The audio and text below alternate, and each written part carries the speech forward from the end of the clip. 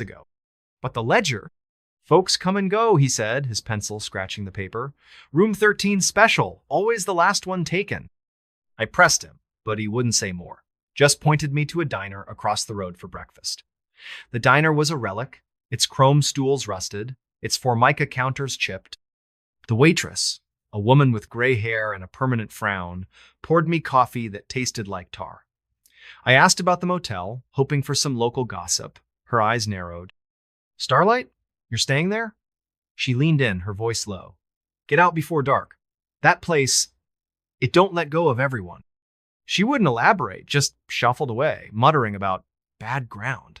I left a tip and headed back, my unease growing. The motel felt different in daylight, the shadows sharper, the air heavier. I decided to poke around, see if I could find anything about room 13 or the strange noises. The other rooms were locked, their windows boarded or covered with grime. But behind the motel, hidden by overgrown sagebrush, I found a storm cellar, its doors padlocked but rusted through. I pried them open with a crowbar from my car, the hinges screaming in protest. The cellar was dark, the air thick with the smell of wet earth and decay. My flashlight revealed shelves lined with jars, their contents murky, floating in cloudy liquid. Old furniture was stacked against the wall shares, a dresser, a cracked mirror like the one in my room. In the corner, under a tarp, was a box of papers, receipts, maintenance logs, and a guest ledger, different from the one in the office. Its pages were filled with names, all for room 13, dating back decades. Each entry had a note beside it. Didn't leave, gone by morning, heard the song. My name was there too, in my own handwriting, dated yesterday. But I hadn't written in this ledger.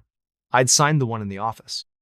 My hands shook as I stuffed the ledger into my backpack. I needed to get out, tow truck or not. But as I climbed out of the cellar, I heard it again, the tapping, louder now, coming from the direction of my room. I ran back, my boots slipping on the gravel, and found the door to room 13 wide open. Inside, the mirror was uncovered, the towel neatly folded on the bed. My reflection stared back, but it wasn't right. My eyes were wrong, too dark, and my mouth was moving, humming a tune I didn't know. I grabbed my bag and bolted for the car, but the key wouldn't turn. The engine sputtered, then died, the dashboard lights flickering like the neon sign. The tapping was everywhere now, on the windows, the roof, the hood, a relentless rhythm that matched the hum in my head. I stumbled out, the desert air cold against my skin, and ran toward the highway, hoping to flag down a car. But the road was empty. The horizon swallowed by a creeping fog that hadn't been there an hour ago. I don't know how long I walked, but the motel kept appearing, no matter which direction I went. The neon sign glowed brighter, the words, last room left, pulsing like a lure. I tried to call for help, but my phone was dead. Its screen cracked, showing a photo I hadn't taken. Me standing in room 13, my face blank, my hands pressed against the mirror. Desperate, I went back to the office. Cliff was gone, the crossword abandoned, half finished. The ledger was open, my name now circled in red ink with a new note, singing. I tore through the office, looking for anything, a phone, a map, a way out. In a drawer, I found a Polaroid, faded but clear. A woman in room 13, her face pale, her eyes empty, standing in front of the mirror. On the back, in the same shaky handwriting as the ledger, she stayed too long. The hum was louder now, a song without words, pulling me back to room 13. I fought it, my nails digging into my palms, but my feet moved anyway, step by step, until I was standing in the room again. The mirror was waiting, its surface rippling like water. My reflection smiled, but I wasn't smiling. It raised a hand, beckoning, and I felt a tug, not just in my mind, but in my chest, like something was unraveling inside me. I don't know how I broke free. I remember screaming, smashing the mirror with the phone, glass shattering across the floor. The hum stopped, the room silent, but the air was thick, heavy with the scent of blood. I ran, leaving everything, my bag, my car, my sanity. I hitchhiked to Reno, my hands trembling, my mind replaying the song I couldn't shake. I told myself it was over, that I'd escaped. But it's not over. The hum is still there, faint but growing, like a radio signal tuning in. At night, I see the motel in my dreams, the neon sign flickering, the mirror whole again, my reflection waiting. Last week, I found a key in my pocket, rusted and cold, marked 13. I live in a city now, far from the desert, but yesterday I saw Ita neon sign in an alley, flickering pink, the words, "Last room left," glowing in the dark. I don't sleep anymore. The song is louder, and sometimes I catch myself humming along, my voice, not my own. I don't know what the Starlight Motel is, or what it wants, but it's not done with me. If you're ever on Route 17, if you see a neon sign in the desert, keep driving. Don't stop. Don't take the key. Because once you check into room 13, you never check out. The Hollow Choir. The rain came down in sheets, a relentless gray curtain that blurred the world beyond the windshield. I was driving home from a weekend in Portland, my headlights cutting weak beams through the storm as I navigated the winding backroads of southern Oregon. The radio had long since fizzled into static, leaving only the rhythmic thump of wipers and the hiss of tires on wet asphalt. I was tired, bone tired after a fight with my girlfriend that had left me raw and restless. Maybe that's why I didn't notice the sign at first. It was small, rusted, leaning crookedly at the edge of the road like it had been forgotten for decades. Hollow Creek, 3 miles. I frowned, squinting through the rain. I'd driven this route 100 times, and I'd never seen a turnoff for any place called Hollow Creek. My GPS was useless out here, the screen stuck on a loading spiral, so I figured it was just an old logging road or some ghost town marker. Still, something about it tugged at me, a faint, uneasy pull, like a whisper you can't quite hear but feel in your chest. I kept driving, the sign fading into the rearview mirror, but the name stuck with me. Hollow Creek. It sounded wrong, like a name you'd find scratched into the bark of a tree in a place nobody goes. 10 minutes later, the rain got worse. A deluge that turned the road into a river. My old Civic started to hydroplane, the wheel jerking in my hands. I cursed, slowing to a crawl, when my headlights caught something up ahead, a flicker of white through the trees. It was a figure, a woman maybe, standing motionless at the edge of the road. She was dressed in something pale, a dress or a nightgown, soaked through and clinging to her skin. Her hair hung in dark, wet strands over her face, and she was just standing there, head tilted slightly, like she was listening to something I couldn't hear. My stomach twisted. This was the middle of nowhere, miles from any house or gas station. Nobody should be out here, not in this storm. I slowed the car to a stop, my hands tight on the wheel. Part of me wanted to keep driving every horror movie I'd ever seen, screamed at me to do just that, but she looked like she needed help. I rolled down the window, rain spattering my face. "Hey," I called, my voice barely cutting through the downpour. "You okay? Need a ride?" She didn't move. Didn't even flinch. Just stood there, her head tilted, her body unnaturally still. The air felt heavy, like the storm was pressing down on me, and I swear I heard something, a low hum, like a distant choir, rising and falling with the wind. I leaned out further, shouting again, but before I could say anything else, she turned and walked into the trees. Not ran. Walked. Slow, deliberate, like she knew exactly where she was going. I sat there, heart pounding, staring at the spot where she'd vanished. The hum was gone, replaced by the drumming rain and my own uneven breathing. I told myself it was nothing. A drifter maybe, or someone from a nearby campsite. But the unease lingered, sharp and cold, like a blade against my spine. I glanced at the dashboard clock, 11:47 p.m., and decided I needed to get moving. That's when I saw the sign again. Hollow Creek, 3 miles. My breath caught. It was the same sign, same rusted edges, same faded letters, but I hadn't turned around. I'd been driving straight, no loops, no detours. There was no way it could be here again. I pressed the gas, harder than I meant to, the tires spinning before catching. I didn't care. I just wanted to get out of there, away from that sign, that woman, that hum that still echoed faintly in my skull. But the road didn't cooperate. It twisted, narrowed, the trees closing in until their branches scraped the sides of my car. The headlights flickered, and for a split second, I thought I saw her again, standing in the middle of the road, her pale dress glowing in the dark. I slammed on the brakes, my chest heaving, but there was nothing, just rain and shadows. Then the engine died. The silence was worse than the storm. No hum of the motor, no wipers, just the rain hammering the roof like 1,000 tiny fists. I turned the key, but the car only clicked, dead as a stone. My phone was useless, no signal, no GPS, just a blank screen reflecting my own pale face. I sat there, listening to my heartbeat, trying to think. The sign had said Hollow Creek was 3 miles away. If I could find it, maybe there'd be a gas station, a house, something. I grabbed my jacket, zipped it up, and stepped out into the rain. The cold hit me like a slap, soaking me through in seconds.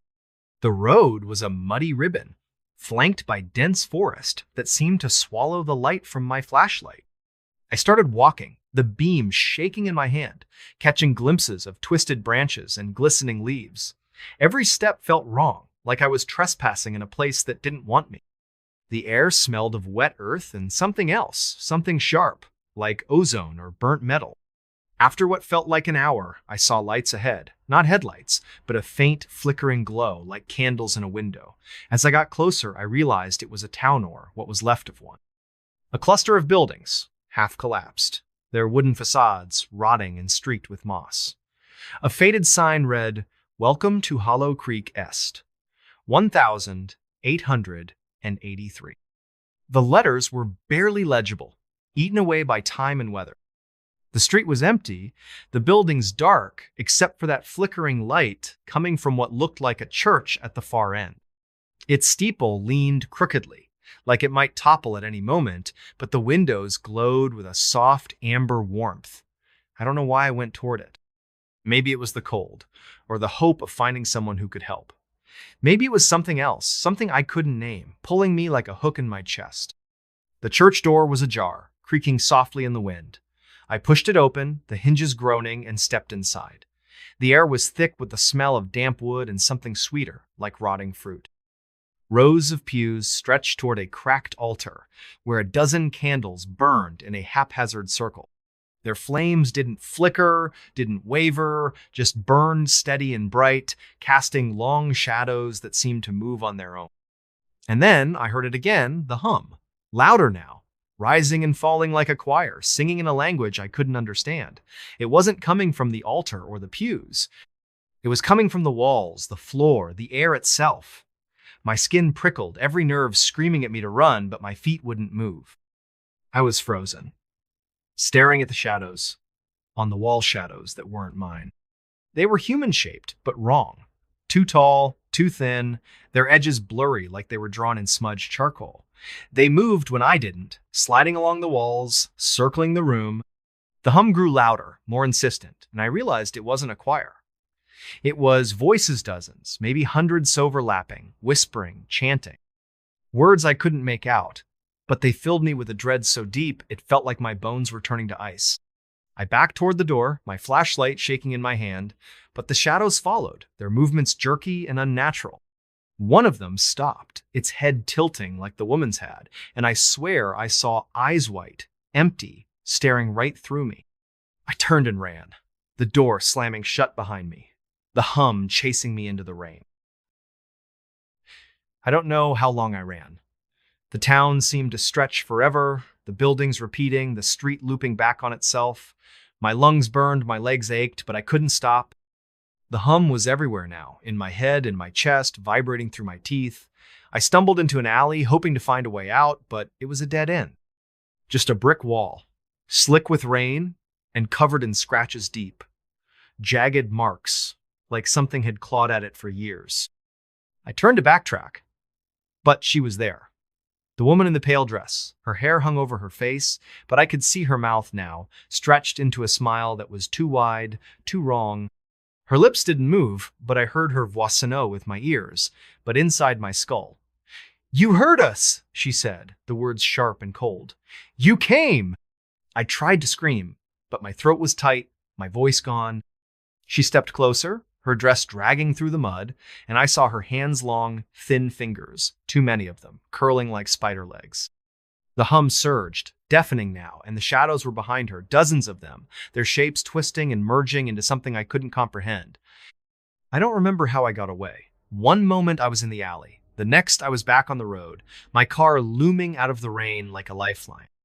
The engine started this time, roaring to life, and I floored it, the tires screaming as I sped away from Hollow Creek. The sign was gone when I looked back.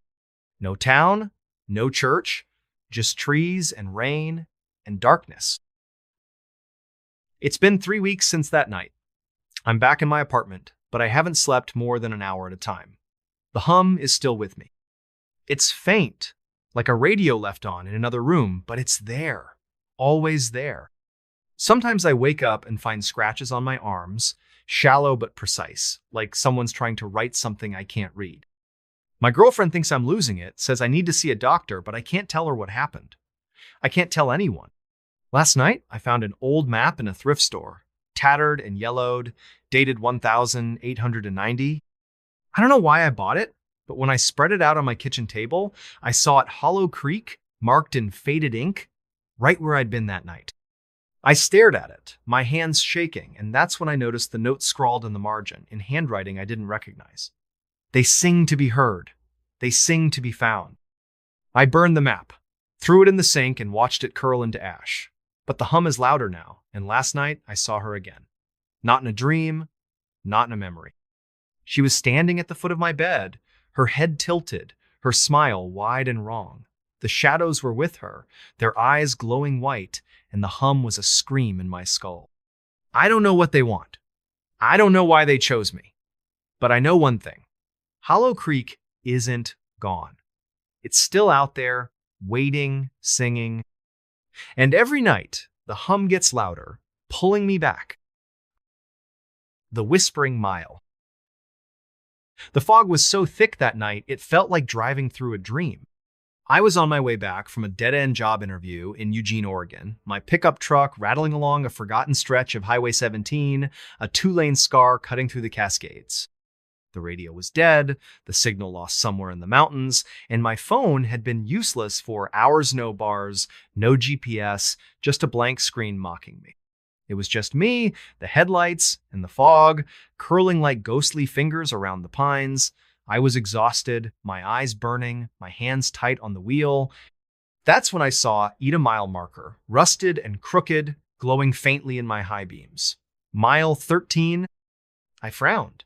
I'd driven this road before, or so I thought, and I didn't remember any mile markers out here. The number felt wrong, like it didn't belong. I shook it off, blaming the fog and my own tired brain, but as I drove on, the air grew heavier, the silence thicker.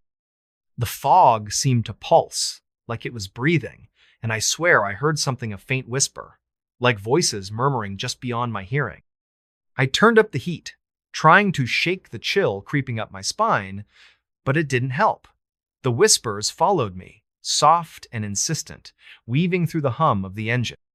10 minutes later, I saw it again. Mile 13. Same rusted sign, same faded paint, same eerie glow. My stomach dropped. I hadn't turned around, hadn't hit a loop. The road was straight, or as straight as these mountain passes get. I slowed down, my heart thudding, and leaned closer to the windshield.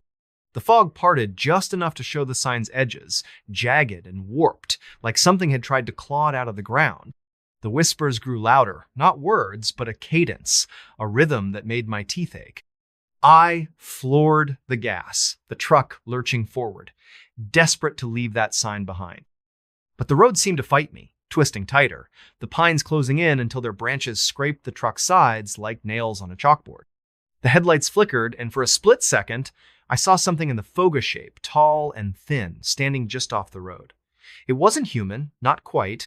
Its limbs were too long, its head too small, and it moved wrong, like a puppet with half its strings cut. I blinked, and it was gone. But the whispers surged, filling the cab with a sound that wasn't sound, a pressure that squeezed my skull. Then the engine sputtered and died. The silence was a physical thing, heavy and suffocating, broken only by the soft patter of fog against the windshield. I turned the key, but the truck only clicked, lifeless. My phone was still dead, the screen reflecting my own wide-eyed stare. The whispers were clearer now, not voices, but a chorus of sound hisses, clicks, low moans that seemed to come from the fog itself. I grabbed my flashlight from the glove box, its beam weak and trembling, and stepped out into the cold. The air smelled wrong, like damp stone and something metallic, like blood or rust. The fog was so dense I could barely see 10 feet ahead, the pines looming like silent sentinels. I started walking, following the road, the mile marker's glow fading behind me. Every step felt like a violation, like the forest was watching, waiting. The whispers followed, circling me, sometimes behind, sometimes ahead, always just out of reach. I tried to focus on the road, on finding help, but the ground felt soft, unsteady, like it might swallow me whole. After what felt like an hour, I saw a light of faint, sickly green glow flickering through the trees. It wasn't headlights or a house. It was something else, something that made my skin crawl. I should have turned back, but my truck was dead, and the whispers were louder now, urging me forward.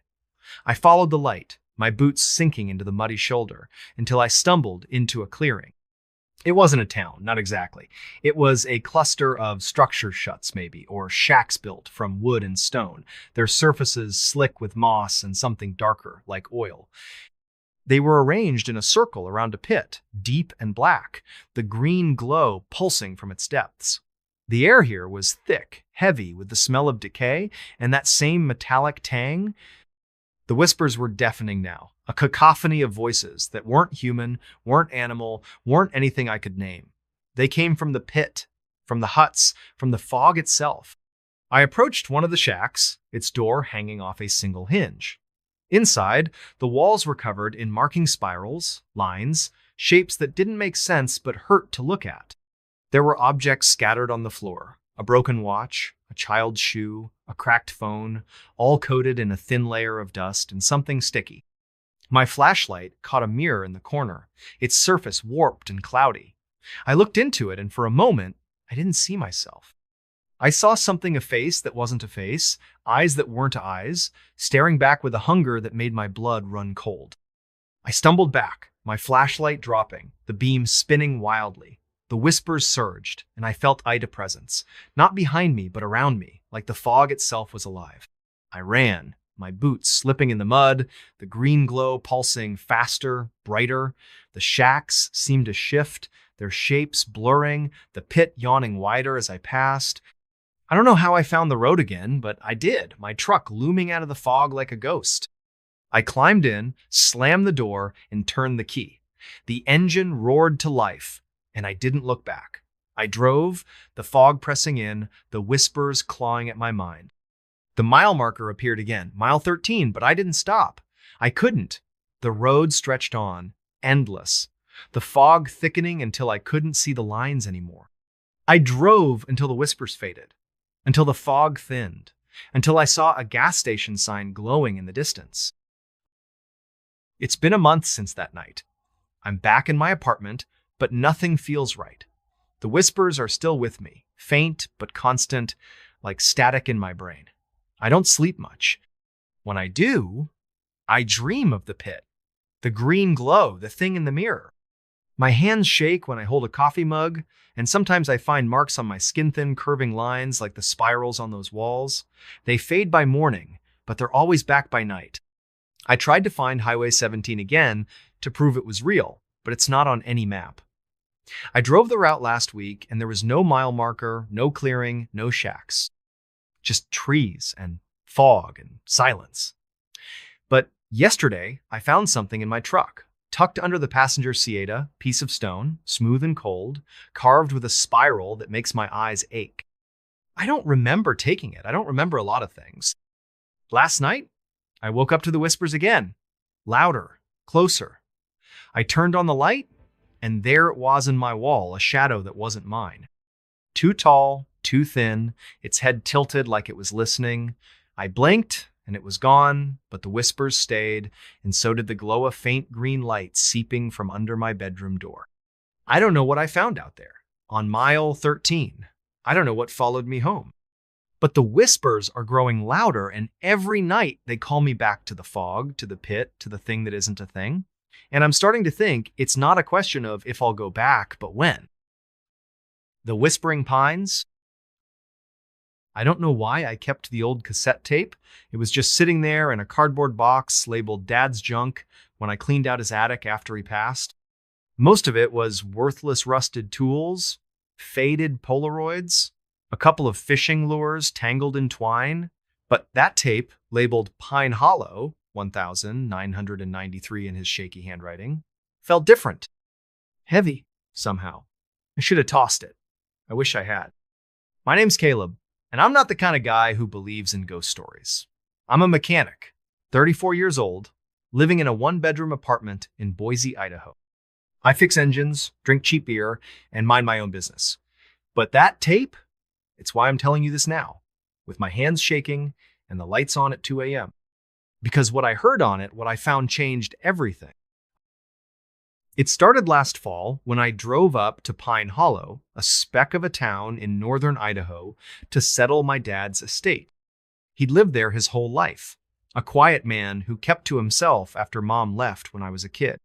Pine Hollow's the kind of place you'd miss if you blinked population 412, one gas station, one diner, and a whole lot of nothing else. The town's nestled in a valley surrounded by dense pine forests, the kind that seem to swallow sound and light.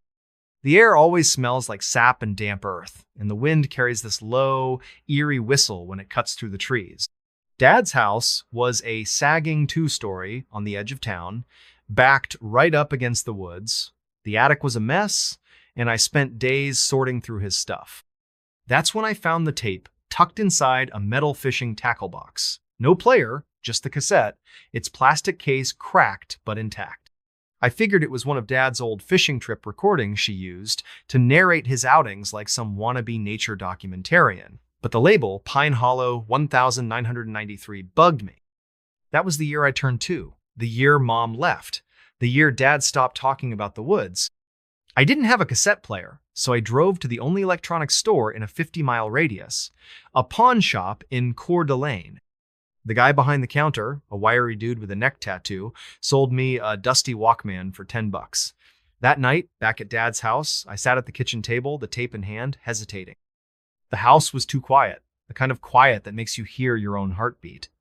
Outside, the pines swayed in the wind, their branches scratching the roof like fingers on a chalkboard. I popped the tape in and pressed play. Static hissed through the headphones, loud enough to make me wince. Then Dad's voice came through, low and unsteady, not the warm baritone I remembered from childhood. October 12, 1993. This is John Tanner. If you're listening to this, something's gone wrong. I'm in the woods behind Pine Hollow, near the old logging trail. I don't know what's out here, but it's not right. A pause. Wind howled through the recording, sharp and biting. Then a low, guttural hum, like a distant machine, but softer, almost alive. My skin prickled. It started 3 nights ago. I saw something out here, in the trees. Eyes, maybe. Too big to be a bear, too still to be human. I thought it was nothing, just my head playing tricks. But it's been following me, watching. Last night, it got closer. I heard it whispering my name. The tape cut out for a second, then snapped back. Dad's voice was quieter now, like he was crouching, hiding. I'm leaving this here in case I don't make it back. If you find this, don't come looking for me. Don't go into the pines. The recording ended with a sharp click. I sat there, frozen, the Walkman still buzzing faintly in my ears. The kitchen felt colder, the shadows deeper. I glanced out the window, half expecting to see something staring back from the tree line. Nothing but darkness and the faint sway of branches. I didn't sleep that night. I kept the lights on, the tape on the table like some cursed artifact. Part of me wanted to burn it, to pretend I'd never heard it. But another part, the part that remembered Dad's haunted eyes when he'd talk about the woods, needed to know more. The next morning, I drove to Pine Hollow's diner, a greasy spoon called Mabel's. The place smelled like burnt coffee and bacon, and the vinyl booths were cracked from years of use. I figured if anyone knew about weird stuff in town, it'd be the locals. I sat at the counter, nursing a coffee, and struck up a conversation with the waitress, a woman in her 60s named Dot. She had a smoker's rasp and a no-nonsense stare. "You're John Tanner's boy, aren't you?" she said, refilling my mug without asking. "Yeah, Caleb. I'm just here to clean out his place." She nodded, her eyes flicking to the window toward the woods. "He was a good man, your dad. Kept to himself after, well, After 93. My pulse quickened. What happened in 93? Dot's face tightened, like she'd said too much. She wiped her hands on her apron and leaned in, voice low. Folks don't talk about it much. That was a bad year. People went missing, hikers mostly. Some said it was a bear, others said something else. Your dad was out in those woods a lot back then. Came back different, quieter. Did he ever say what he saw? She shook her head. Not to me, but you might ask old man Carver. He and your dad were tight back in the day, lives out on Route 17, last house before the highway. I thanked her and left, the tape burning a hole in my jacket pocket. The drive to Carver's place took me past fields of dying grass and rusted mailboxes. His house was a squat, weather-beaten cabin surrounded by junked cars and stacks of firewood. Carver himself was outside, splitting logs, a wiry old man with a face like crumpled leather. He squinted at me as I pulled up. You John's kid? He called, not breaking his swing.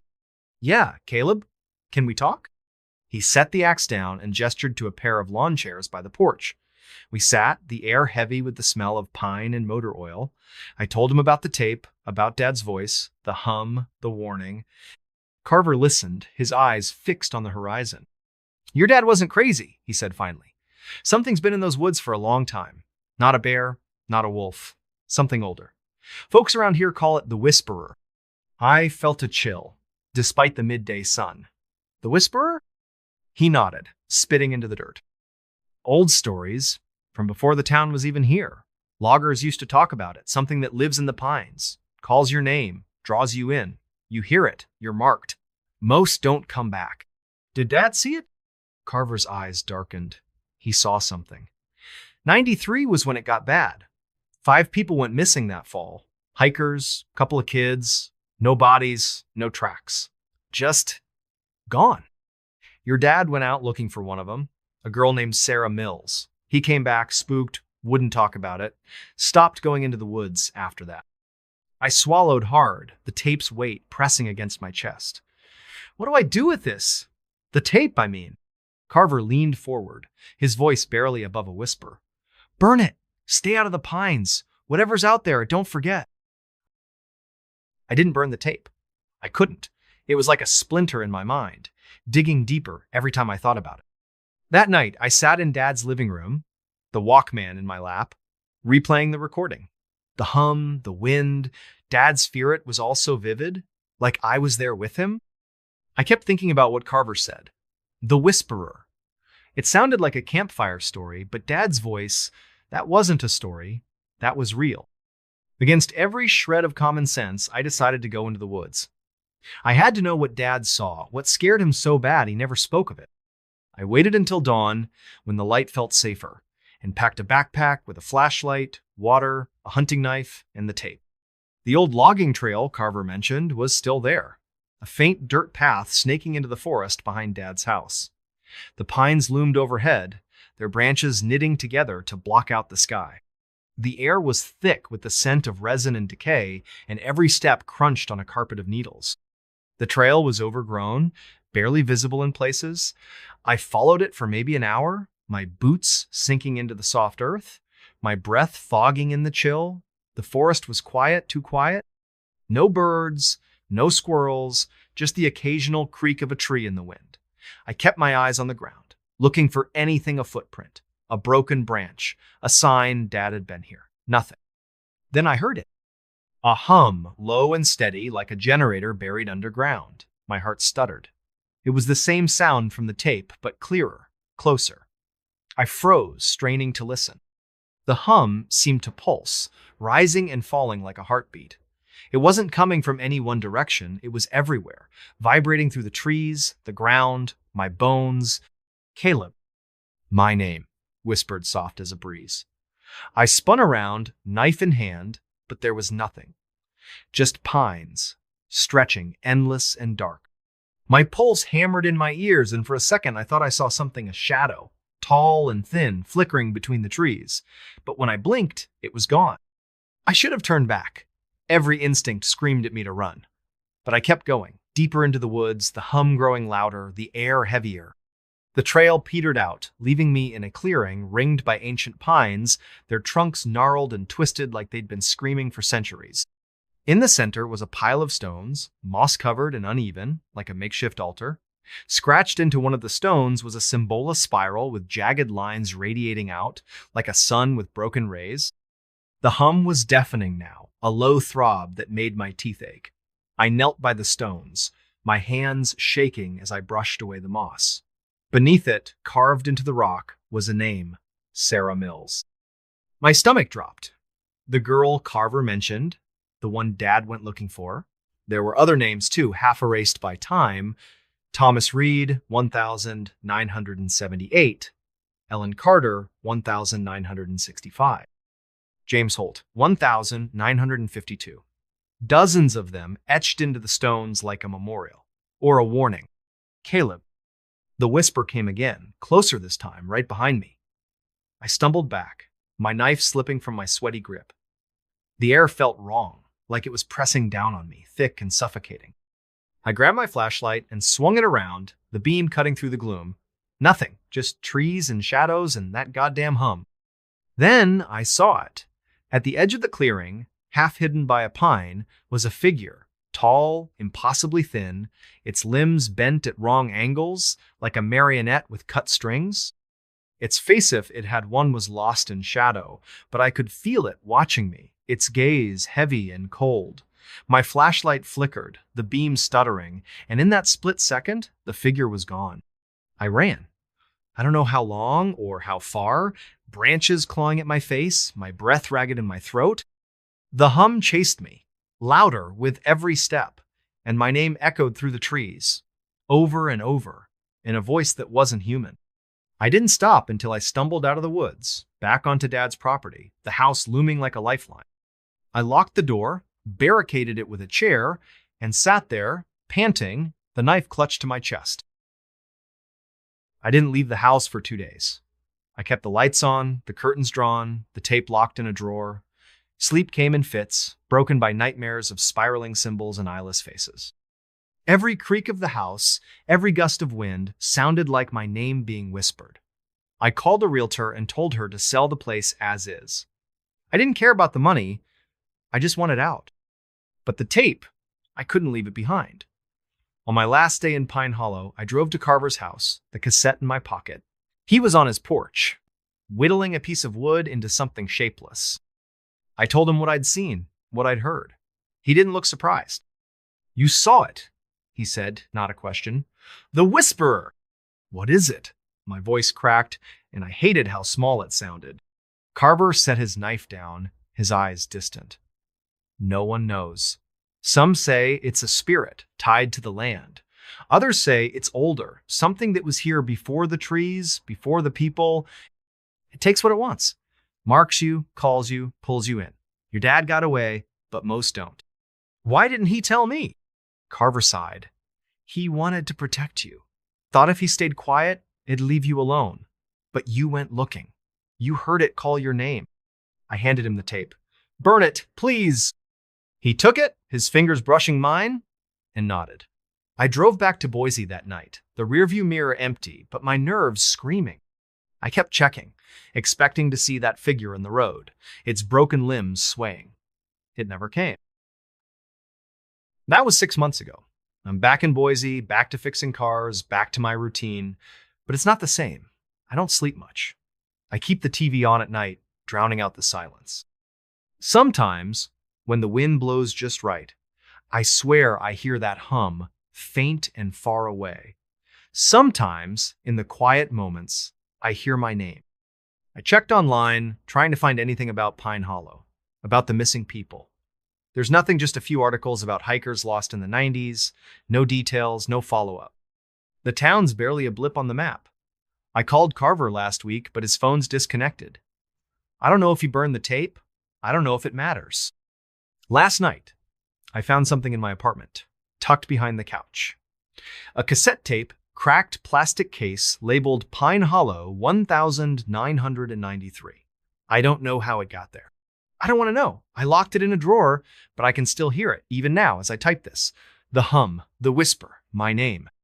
If you're reading this, if you find this story, do me a favor. Stay out of the pines. The hollow beneath. I don't tell this story to scare people. I tell it because I need someone to believe me. My name's Hannah, and I'm 29, a nurse who moved to Black Creek, Montana, 2 years ago for a job at the county clinic. Black Creek's a nowhere town, population 600, surrounded by endless wheat fields and a single stretch of forgotten highway. The kind of place where the sky feels too big and the nights too dark. I thought it'd be quiet, a fresh start after a bad breakup. But what happened last winter, what I found under that gas station, changed me. I don't sleep anymore. I don't trust silence. It started with a patient, an old man named Amos Reed. He came into the clinic one November evening, shivering in a threadbare coat, his eyes wild and bloodshot. His hands were raw, like he'd been digging in frozen dirt. I was working the night shift alone, the fluorescent lights buzzing overhead, the air thick with the smell of antiseptic and stale coffee. Amos wouldn't sit still, kept muttering about the hollow and the voices under the pumps. I figured he was drunk or off his meds. Black Creek had its share of eccentrics, but his fear was real, raw, like he'd seen something that broke him. "They're down there, Hannah," he whispered, grabbing my wrist with surprising strength. His nails dug into my skin, leaving crescent-shaped marks. "Under the gas station on Route 12, they talk to me when I fill up my truck. They know my name." I humored him, checked his vitals, and sent him home with a referral to a psych in Billings. But his words stuck with me, burrowing into my thoughts like a splinter. The gas station, he mentioned, was the only one in town, a rundown Texaco with flickering neon signs and pumps so old they creaked when you used them. I passed it every day on my way to work, its cracked pavement and peeling paint a constant in Black Creek's gray landscape. I'd never thought much of it until Amos. A week later, I heard he was dead. Found in his truck off Route 12, engine still running, his eyes wide open and his hands clutching the wheel. The coroner called it a heart attack, but the sheriff's deputy who came by the clinic said something else. "No marks on him," he told me, his voice low. But the way he looked, like he saw something he couldn't unsee. I tried to shake it off. Small towns breed rumors, and I wasn't the type to buy into ghost stories. But that night, driving home past the Texaco, I slowed down. The station was dark, the pumps standing like silent sentinels under the sodium lights. The air felt heavy, like a storm was coming, though the sky was clear. I don't know why I stopped. Curiosity, maybe? Or something else. Something I can't explain. I pulled into the lot, my headlights cutting through the darkness, and sat there, engine idling, staring at the pumps. That's when I heard it. A low, rhythmic thrum, like a heartbeat pulsing through the ground. It wasn't loud, but it was wrong, like it didn't belong in the world. My skin prickled, and for a moment, I thought I saw something move near the pump's shadow. Too tall, too thin, gone when I blinked. I told myself it was the lights playing tricks, but my hands were shaking as I drove away. How? I couldn't let it go. Amos's words, the thrum, the shadow, they haunted me. The next night, I went back. He was stupid, I know, but I needed answers. I parked behind the station, where the lot backed up to a field of dead grass, and grabbed a flashlight and a crowbar from my trunk. The station was closed, the windows dark. The only sound, the faint hum of the neon sign flickering Texaco in red and white. The air smelled of gasoline and something sour like rotting leaves. The pumps stood in a row, their hoses coiled like snakes. I walked to the one farthest from the station, where Amos said he'd heard the voices. The thrum was there again, stronger now, vibrating through my boots. I knelt down, shining my flashlight on the concrete slab beneath the pump. It looked ordinary, cracked and stained, but there was a seam, a faint outline of a trap door, barely visible under years of grime. My heart pounded. I shouldn't have been there. I should have called someone, anyone. But I wedged the crowbar into the seam and pried.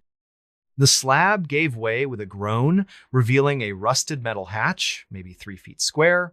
The thrum was louder now, a deep, bone-rattling pulse. I hesitated, my breath fogging in the cold, then pulled the hatch open.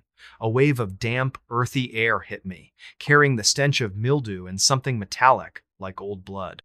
Below was a ladder, its rungs slick with condensation, descending into darkness. I don't know what possessed me to climb down. Maybe it was the same thing that made Amos keep going back. The ladder creaked under my weight, and the thrum grew louder, echoing in my chest. My flashlight beam barely cut through the dark, illuminating rough stone walls that glistened with moisture. The air was thick, oppressive, like breathing through a wet cloth. At the bottom, maybe 20 feet down, was a tunnel, narrow and low, carved into the earth.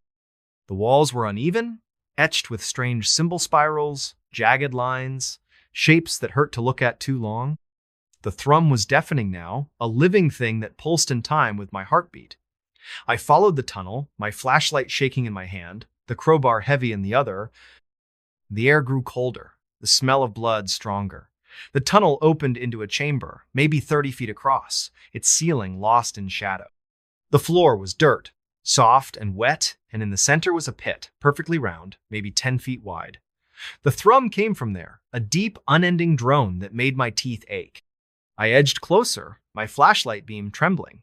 The pit was deep, too deep for the light to reach the bottom. But there was something down there movement, faint and fluid, like oil shifting in water. And then I heard it. My name, Hannah. A whisper, soft and dry, like leaves scraping stone. It didn't come from the pit. It came from behind me. I spun around, my flashlight catching nothing but empty air. The chamber felt smaller, the walls closer, like they were breathing. Hannah. The whisper came again, from the left now, then the right, circling me. My pulse roared in my ears, and I backed toward the tunnel, my crowbar raised. The shadows moved, not like a person, not like anything I could name, just shapes, tall and wrong, flickering at the edge of my light. I ran. The tunnel seemed longer going back, the symbols on the walls pulsing in time with the thrum. My flashlight flickered, the beam stuttering, and the whispers followed, my name over and over, in voices that weren't humansome, deep and guttural, others high and sharp, like children but cruel. I climbed the ladder, my hands slipping on the rungs, the crowbar clattering into the dark below. When I reached the hatch, I slammed it shut and dragged the concrete slab back into place, my arms burning with the effort. I didn't stop running until I was in my car, doors locked, engines screaming as I tore out of the lot. The thrum faded, but the whispers didn't. They followed me home, faint and distant, echoing in my head as I locked every door and window, drew the curtains, and sat on my couch clutching a kitchen knife. I didn't go to work the next day, or the day after. I called in sick, my voice shaking as I lied about the flu. I couldn't tell anyone what I'd seen, what I'd heard. They'd think I was crazy, like Amos. But I wasn't crazy. I knew what was down there. Something old, something that knew my name, something that wanted me to come back. I tried to research the gas station, the town, anything that could explain it. Black Creek's records were sparse, but I found a mention in an old newspaper clipping from 1957 buried in the library's microfiche. A construction worker had gone missing while installing the station's fuel tanks. No body, no trace, just a note that the ground was unstable and the project was delayed. Another article from 1972 mentioned a string of disappearance struckers, mostly last seen at the Texaco. The locals called it bad luck. I knew better. I went back to the station one last time, in broad daylight, because I needed to know it was real. The hatch was still there, the concrete slab undisturbed, but the seam was tighter, like someone or something had sealed it. The thrum was gone, the air still. I didn't dare open it again. I poured salt around the pumps, a trick my grandma swore by, and left.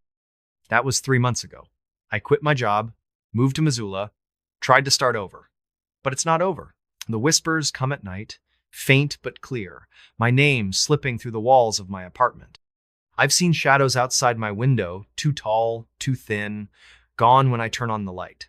Last week, I found dirt under my fingernails, black and wet, like the soil from that chamber. I don't remember digging. I drive a different route now, avoiding highways, avoiding gas stations. But I know it's still out there, under Black Creek, under the pumps, waiting. It knows my name. It knows I found it. And it's patient. If you're ever in Black Creek, filling up at that old Texaco, listen close. If you hear a thrum, a whisper, your name in the dark run, don't look back. Don't go down. The Lantern Road I never believed in places that could watch you. Not until I found the Lantern Road. My name's Caleb Hart, a surveyor for a land development company sent to scout a forgotten stretch of land in northern Maine. The job was simple: map an old logging route for a potential resort.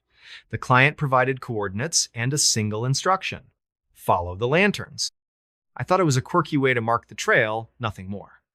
But the moment I stepped onto that road, I knew I'd walked into something wrong, something that had been waiting.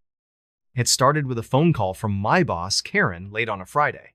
She sounded rushed, her voice clipped. "Caleb, we got a rush job. Some rich guy wants a survey of a plot near Millinocket. Old logging road, unmarked, no name. Locals call it the Lantern Road. You're the only one free. Can you be there by morning?" I wasn't thrilled. Millinocket was a 6-hour drive from my place in Bangor Butt. The pay was double, and I needed the cash. She emailed me the coordinates and a grainy photo of a dirt path lined with rusted lanterns. Their glass cracked, their frames twisted. The caption read, "Follow the lanterns, don't stray." I figured it was some eccentric landowner's idea of a landmark. I arrived at dawn.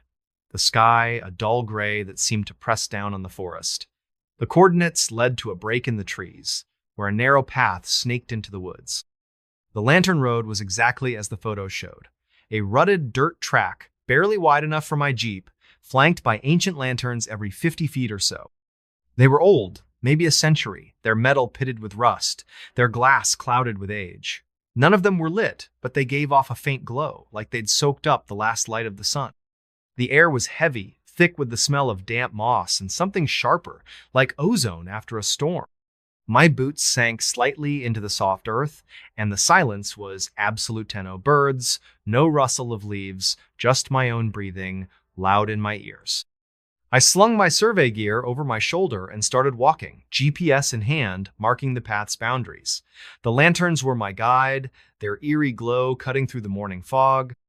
At first, it was routine: measure distances, note elevations, snap photos. But the deeper I went, the more the road felt alive. The lanterns seemed to shift when I wasn't looking, their positions slightly off from where I'd marked them. My GPS flickered, the screen glitching, showing me miles from where I knew I was. I chalked it up to bad reception, but my skin prickled, like I was being watched from the trees. By noon, I'd gone maybe a mile when I found the first anomaly. A lantern, unlike the others, was pristine, its glass clear, its frame gleaming as if polished. It hung from a gnarled oak, and inside it burned a flame, small but steady, casting a warm, golden light. I stopped, my breath catching. There was no fuel source, no wick, just a flame floating in the air. I reached out, my fingers inches from the glass, and felt a pulse, like a heartbeat, thrumming through the lantern. My head swam, a low hum filling my mind. Not a sound, but a sensation, like static crawling under my skull. I backed away, my heart pounding, and kept going, telling myself it was just fatigue, a trick of the light. The road grew stranger the further I walked. The lanterns multiplied, clustering closer together, their glow brighter, almost blinding in the dim forest. The trees leaned inward, their branches knitting together overhead, forming a tunnel of green and shadow. The air grew colder, the ozone smell stronger, stinging my nose. I started hearing things whispers, not words, but fragments, like half-remembered conversations. They came from the lanterns, their flames flickering in time with the sounds. Caleb, stay, see. My name, woven into the murmurs, made my stomach lurch. I checked my GPS again, but it was useless, the screen frozen on a blank grid. I don't know when I noticed the footprints. They were in the dirt beside the path, faint but clear, matching the tread of my boots. But I hadn't walked there. I'd stayed on the road, following the client's instructions. Don't stray. The prints led into the trees, disappearing into the underbrush. I told myself it was another hiker, maybe a hunter, but the forest was too quiet, too empty. I kept moving, faster now, my survey notes forgotten. The whispers grew louder, more insistent, and the lantern's flames pulsed, their light strobing in a way that made my head throb. At dusk, I reached a clearing. The road ended abruptly, the lanterns forming a circle around a patch of bare earth. In the center stood a single lantern, larger than the others, its flame a deep, unnatural blue. The air around it shimmered, like heat rising from asphalt, and the hum in my head became a chorus, a cacophony of voices calling my name. I dropped my gear, my hands shaking, and approached the lantern. Up close, I saw it wasn't empty. Inside the flame, shapes moved faces, distorted and fleeting, their mouths open in silent screams. I recognized one, impossibly. My father, who died when I was a kid, his eyes wide with terror. I stumbled back, my breath ragged, and that's when I saw her, a woman standing at the edge of the clearing, her face hidden in shadow. She wore a long coat, tattered and gray, and her hands were clasped in front of her, holding something I couldn't see. The whispers stopped, the air still, as she stepped forward. Her voice was soft, almost tender, but it carried a weight that made my knees buckle. "You followed the lanterns," she said. "You always do." I tried to speak, to ask who she was, what this place was, but my throat was dry, my words stuck. She moved closer, her face still obscured, and I saw what she held. A lantern, identical to the one in the center, its flame blue and writhing. "They want to show you," she said, her voice curling into my thoughts. "Look." I didn't want to, but my eyes were drawn to the flame. The faces were clearer, now men, women, children, their expressions shifting from fear to anguish to something like ecstasy. And then I saw myself, my face in the flame, my mouth open, my eyes empty, the hum surged, filling my skull, and I felt Ida pull like a tide dragging me under. The woman's hand touched my shoulder, cold and heavy, and she whispered, "Join us." I don't know how I broke free. One moment, I was staring into the flame. The next I was running, the lantern's light blurring past me. The road seemed to twist, the path looping back on itself. The lanterns multiplying, their flames roaring now, a wall of fire and sound. The whispers screamed my name, and the woman's voice was everywhere, soft and relentless. "You can't leave. You're already here." My legs burned, my lungs ached, but I kept running, the forest a maze of shadows and light. I woke in my Jeep, parked at the edge of the highway, my clothes soaked with sweat, my gear gone. The sun was high, the forest silent again. My GPS was blank, its memory wiped, and my phone showed no signal, no record of the photos I'd taken. I drove back to Bangor, not stopping until I reached my apartment. I told Karen I'd gotten sick, couldn't finish the job. She didn't push, but her voice was strange, distant, like she knew I was lying. I tried to forget the lantern road, but it's in me now. At night, I hear the hum, faint but growing, and I see the lanterns in my dreams, their flames flickering behind my eyes. I've found scratches on my arms, thin and precise, like they were carved by something sharp and deliberate. Last week, I found a lantern on my doorstep, small and rusted, its flame burning softly. I didn't touch it, but I heard her voice, the woman's whispering from inside, "You'll come back." I've moved twice since then, but the hum follows, and the lanterns keep appearing in my porch, in my car, outside my window. I don't know what they are, or what they want, but I know they're not done with me. If you're ever in Maine, if you see a dirt road lined with lanterns, don't follow them. Don't look at the flames. Because once you do, the road doesn't let you go. The hollow bell. The bell rang at 3:17 a.m. A single low chime that echoed through the empty streets of Coldwater, Montana, and woke me from a dead sleep. I'm Theo Grant, a mechanic by trade. Not the kind of guy who spooks easily, but that sound it wasn't right. It came from the old church at the edge of town, a sagging relic no one stepped foot in since the 80s. The bell shouldn't have rung. Its clapper was long gone, stolen, or rusted away, and the church was boarded up, left to rot in the shadow of the Bitterroot Mountains. I lay in bed, my heart pounding, waiting for another chime. It didn't come. Just silence, thick and heavy, like the town was holding its breath. Coldwater's the kind of place where nothing happens. A gas station, a diner, a handful of houses, and a population you can count on both hands. I'd moved here 2 years ago, running from a bad breakup and a worse debt, figuring a nowhere town was the perfect place to disappear. But that night, the bell's chime stuck with me, a splinter in my mind. I couldn't shake the feeling it was calling me. The next morning, I drove to the church, my pickup rattling over the frost-cracked road. The air was sharp, smelling of pine and wet earth, with a faint metallic tang I couldn't place. The church loomed ahead, its steeple leaning slightly, like it was tired of standing. The windows were boarded, the paint peeling in long gray strips, and the door was padlocked, though the chain was rusted, brittle. I walked the perimeter, my boots crunching on frozen grass, looking for signs of a prank kids, maybe, or some drunk messing around. Nothing. Just the bell tower, its silhouette stark against the gray sky, and that uneasy feeling like eyes watching from the shadows.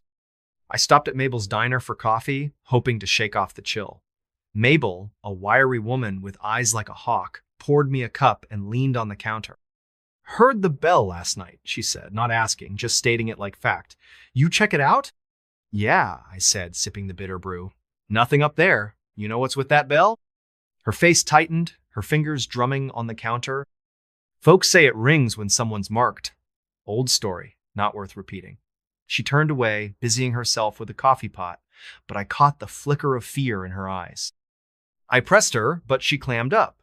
And the other regular sand old man, named Gus, and a trucker passing through weren't any help.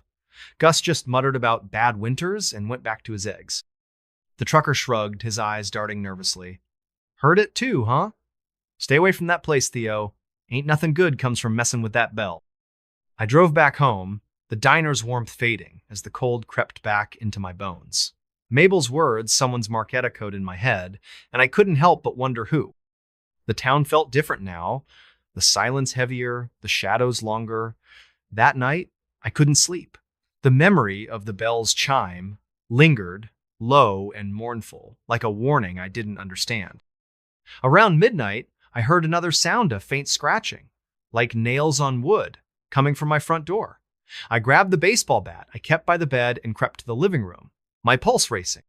The scratching stopped as I approached, but when I opened the door, there was nothing, just a single mark on the frame, a thin, deliberate scratch, like someone had dragged a knife across it. The next day, I went back to the church, this time with tools. The padlock on the door gave way with a quick pry, and I stepped inside, the air thick with dust and the sour smell of decay. The pews were splintered, the hymnals moldy, their pages stuck together. I climbed the rickety stairs to the bell tower, my flashlight cutting through the gloom. The bell was there, massive and tarnished, its surface etched with strange symbol spirals, jagged lines, shapes that seemed to shift when I looked too long.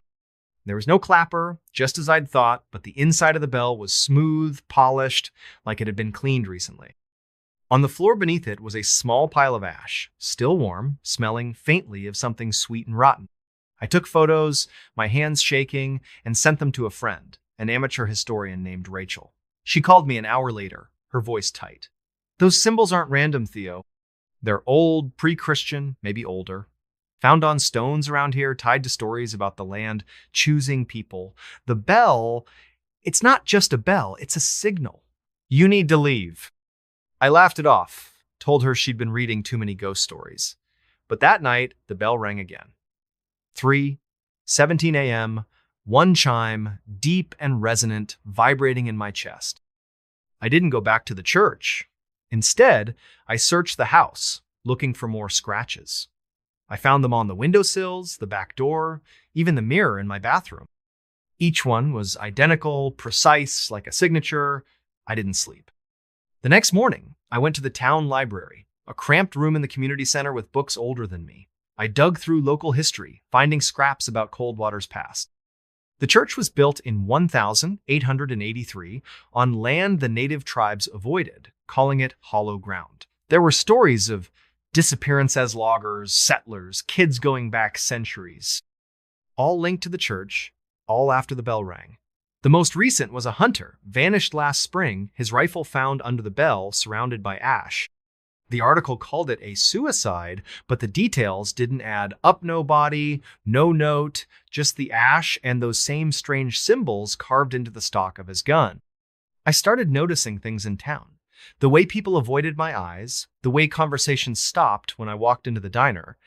Gus, the old man, cornered me outside the gas station. his breath sour with whiskey. "You heard it twice now," he said, his voice low. "It don't ring for everyone. You stay, it'll ring again." And then he trailed off, his hands trembling, and walked away. That night, the scratching came again. Louder, more insistent, moving from the door to the walls, like something circling the house. I turned on every light, checked every window, but saw nothing. Just more scratches, deeper now, some forming patterns that matched the symbols on the bell. I called Rachel again, and she sent me a scanned page from an old journal written by a preacher in 1890. He described the bell ringing on its own, calling people to the church where they'd join the hollow. He wrote of a presence in the ground, something that listened and chose, something that fed on those who answered its call.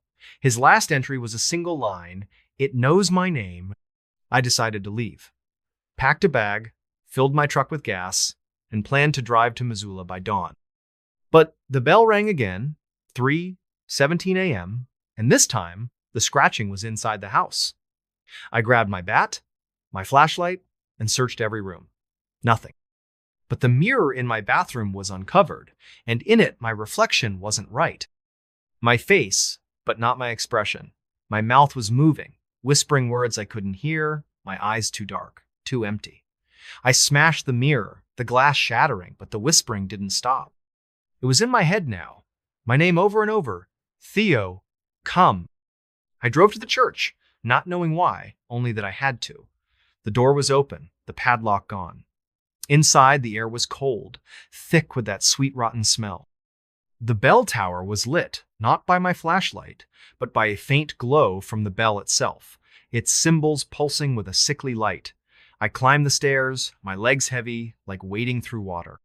The bell was ringing, not a chime, but a low, continuous hum, vibrating in my bones. Beneath it, the ash pile was larger, and in it, I saw fragments bone, cloth, a watch with a cracked face, stopped at 3:17. I don't know how long I stood there, staring at the bell, the hum filling my mind, drowning out my thoughts. Faces appeared in the shadows, people I didn't know, their eyes hollow, their mouths moving in sync with the hum. They weren't there, not really, but I felt them, their presence pressing against me, urging me to stay. I saw my own face among them, not a reflection, but me, standing in the tower, my hands covered in ash. I ran. The road out of Coldwater was empty, the mountains looming like sentinels.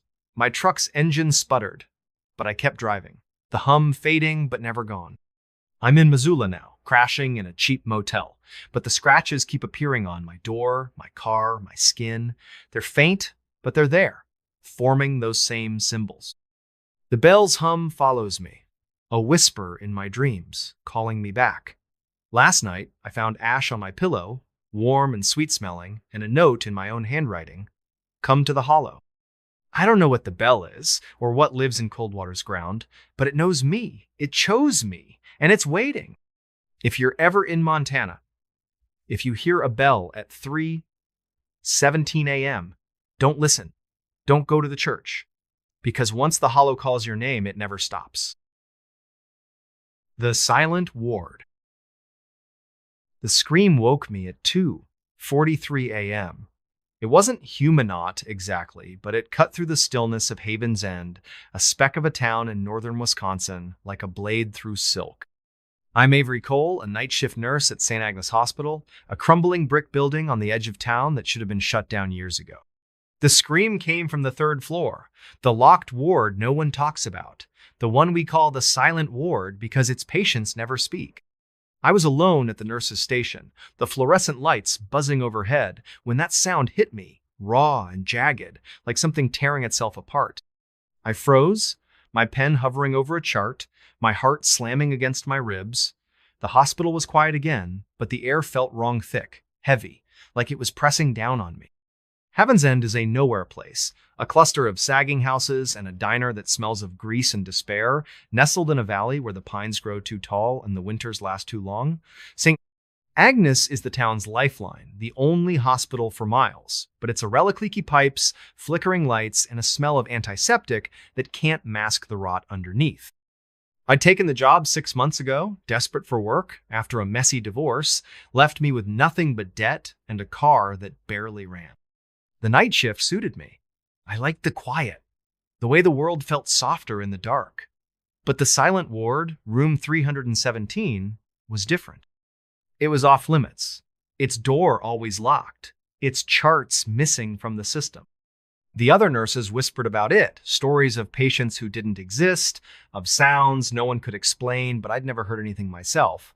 Until that scream, I checked the monitors, my hands trembling. The third floor was dark, the cameras glitchy, showing only static where room 317 should have been. I radioed security, but Ed, the guard, was out back smoking, his voice crackling through the static. Probably just pipes, Avery. Old place creaks like hell.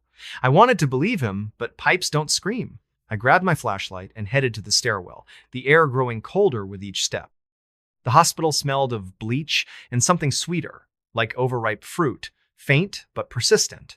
My sneakers squeaked on the linoleum, the sound too loud in the silence.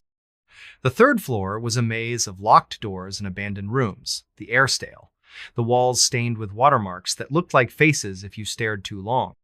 Room 317 was at the end of the hall, its door different from the other steel, not wood, with a keypad instead of a lock. I'd never seen it open, never seen a doctor or nurse go in.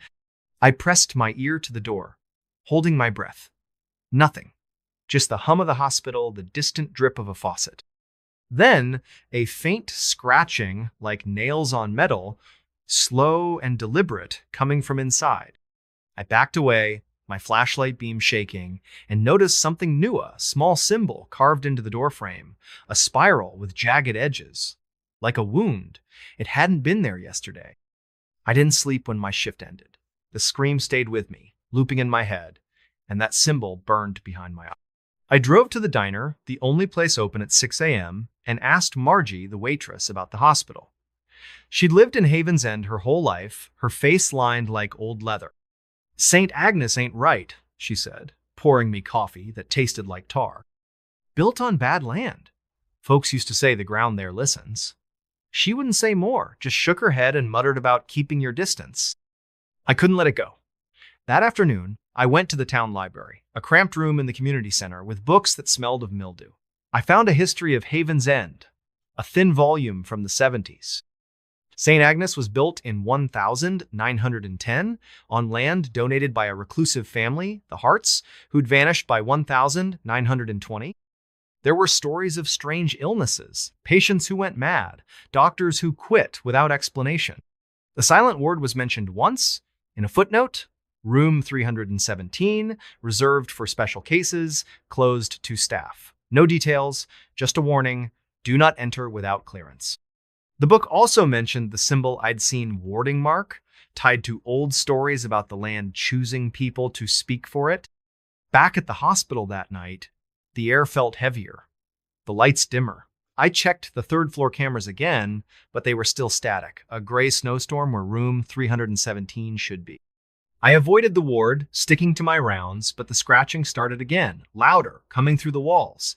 Patients complained of nightmare shadows in their rooms, voices whispering their names. Mrs. Keller, an elderly woman in room 204, grabbed my arm as I adjusted her for. "It's singing," she whispered, her eyes wide. "Up there, in the quiet place. Don't listen, Avery." I brushed it off, told her it was the meds, but her words stuck with me, a cold knot in my stomach. Around 2 a.m., I found a note on the nurse's station, slipped under a chart. It was in my handwriting, but I hadn't written it. "Go to 317. It's waiting." My blood ran cold. I tore the note up, my hands shaking, and threw it in the trash. But the scratching grew louder, more insistent, and the lights flickered, plunging the hall into darkness for a split second. When they came back on, the trash can was empty, the note gone. I couldn't ignore it anymore. I took the stairs to the third floor, my flashlight cutting through the gloom. The hall was colder than before, the air thick with that sweet rotten smell. The symbol on room 317's door was deeper now, the spiral glistening like it was wet. I tried the keypad, punching in random codes, but it wouldn't budge. The scratching stopped, replaced by a low hum, like a choir tuning up, coming from inside. My name? Whispered soft and slow. Avery, come. I backed away, my heart hammering, and ran back to the station. I called Ed, but his radio was off. I tried the hospital's main line, but it was dead, just static and a faint hum that matched the one in my head. I searched the records room, looking for anything on room 317. Most of the files were missing, but I found a locked drawer in the back, its key taped under the desk. Inside was a single folder labeled Ward 317 Restricted. It held patient logs, but the names were redacted, replaced with numbers. Patient 12, admitted 1,943, non-responsive, transferred to 317. Disappeared. Patient 27, admitted 1,968, heard voices, transferred to 317. No record of discharge. Dozens of entries. All the Semino outcomes just gone. The last page was a photo, grainy and old, showing a nurse standing in front of room 317's door, her face blurred, the spiral symbol carved into her hand. I didn't sleep after my shift. I drove to Missoula, to a friend's house, needing distance, needing answers. Rachel, my historian friend, met me at a coffee shop, her laptop open to scans of old documents. St. Agnes was a dumping ground, she said, her voice low. People who didn't fit mental cases, drifters, anyone the town didn't want, they sent them to 317. No one came back. The Harts, the family who built it, they believed the land was alive, that it needed voices to speak through. That symbol you saw, it's in their journals. They called it a key. I told her about the scream, the hum, the note. Her face paled. Get out of Haven's End, Avery. That place, it's not just haunted, it's hungry. I went back, not because I wanted to, but because I couldn't stay away. The hum was in me now, a constant drone, pulling me back to the hospital. That night, the third floor was different. The lights were out, the hall lit only by a faint glow from under room 317's door. The scratching was gone, but the hum was louder, a song without words, weaving through my thoughts. I found another note on the station, in my handwriting again. Open the door. This time, I didn't tear it up. I walked to room 317, my flashlight trembling, the spiral symbol glowing faintly, like it was alive. The keypad beeped, accepting a code I didn't know 243, the time I'd heard the scream. The door clicked open, revealing a room that shouldn't exist. It wasn't a hospital room, no bed, no equipment, just a bare concrete floor and walls covered in spirals, hundreds of them pulsing with that same sickly light. In the center was a hole, a jagged pit in the floor, the hum pouring out of it like a living thing. I saw shapes in the dark faces, hands, eyes watching me, their mouths moving, singing my name. I don't know how long I stood there, the hum filling my mind, drowning out everything.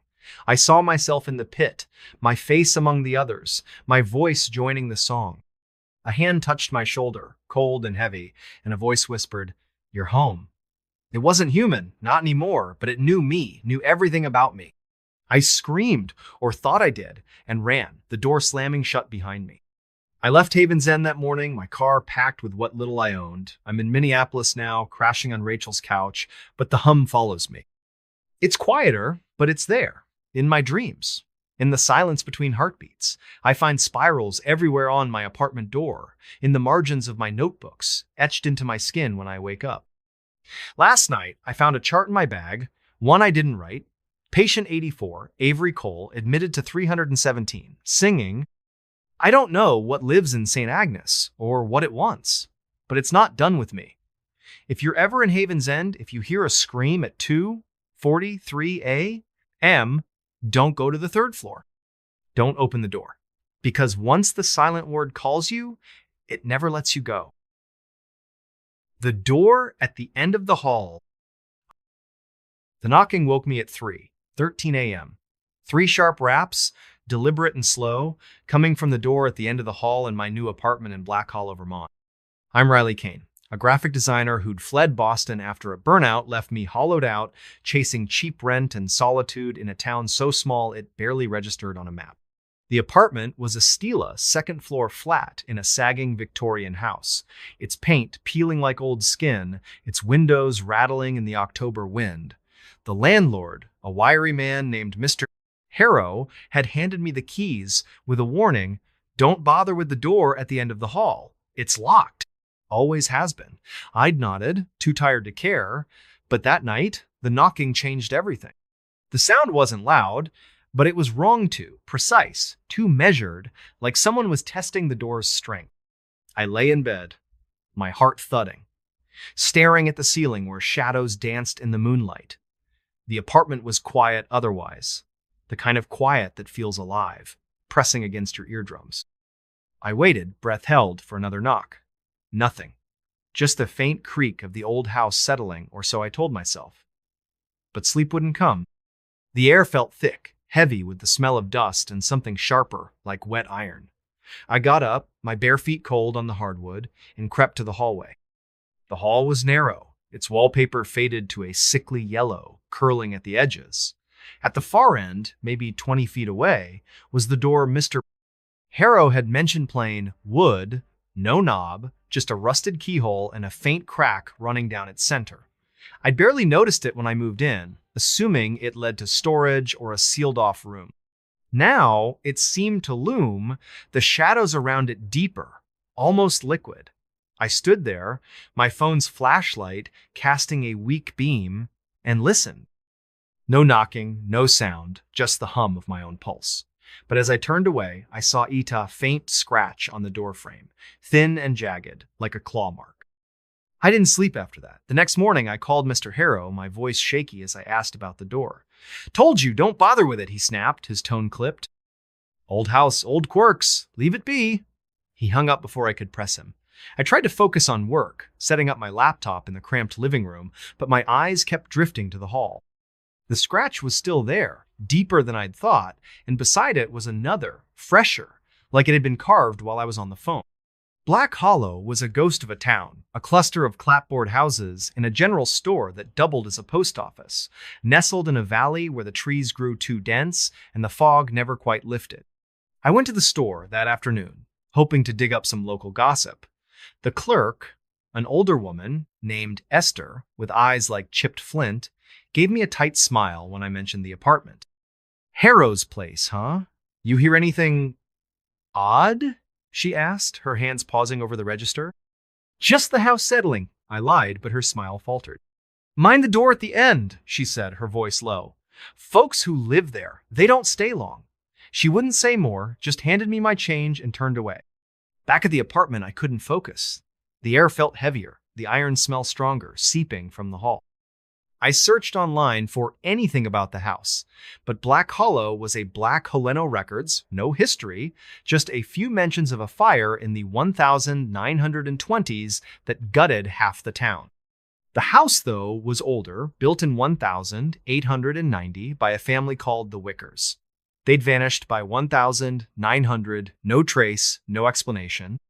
I found a grainy photo on an obscure blog showing the house in its prime, the door at the end of the hall clearly visible, unmarked, its keyhole glinting like an eye. That night, the knocking came again. 3:13 a.m., 3 raps, slow and deliberate. I didn't move, just lay there, my breath shallow, listening. The knock stopped, but then I heard something worsey whisper, soft and garbled like a voice underwater, coming from the other side of the door. "Riley? Open." My name, clear as day, sent a chill down my spine. I grabbed my phone, ready to call someone in, but the screen was dead. Its battery drained despite being fully charged an hour ago. I stayed up, sitting on the couch with a kitchen knife, staring at the hall. The whispers didn't stop, weaving through the silence, my name over and over, mixed with words I couldn't catch. By dawn, I was exhausted, my eyes burning, but I went to the door.